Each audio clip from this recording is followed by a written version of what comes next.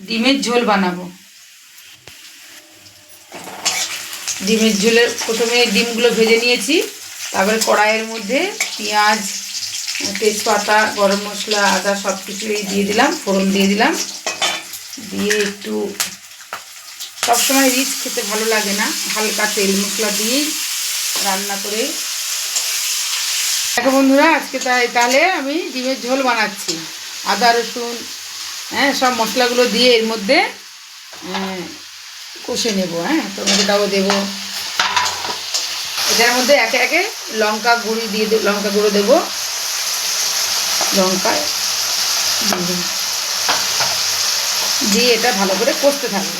মশলাটা কষে নিয়েছি। এবার এর মধ্যে আমি আজকে ডিমের মধ্যে আলু আর কচু দিয়ে রান্না করছি। কচুটা খেতে খুবই ভালো লাগে সবার, পালং শাক কচু দিয়ে। তাই আজকে ডিমের মধ্যে একটু কচু দেবো, দিয়ে ডিম কচু আর আলু কচু আর ডিম দিয়ে ঝোল। আর জল দিয়ে দেবো, সেদ্ধ আনাজ, তাই আমরা কিন্তু বেশি জল দেব না, একটু ঝোল ঝোল খাবো, কিন্তু তবুও বেশি জল দেব না।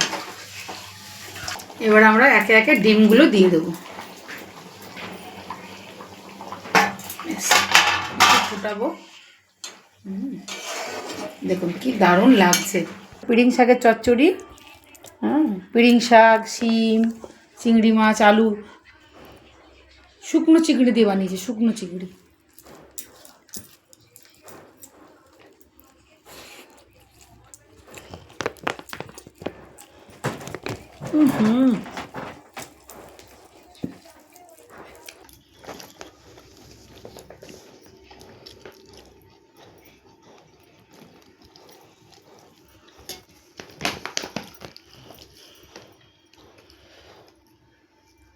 প্রত্যেক দিন এত গরম গরম ভাত খেতে হয় না, ডিউটি যাওয়ার জন্য হুটোপাটা।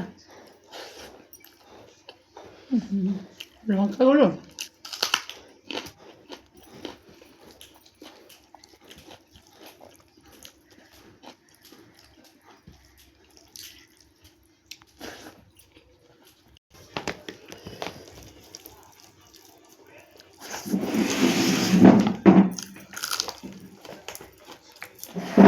Bye bye.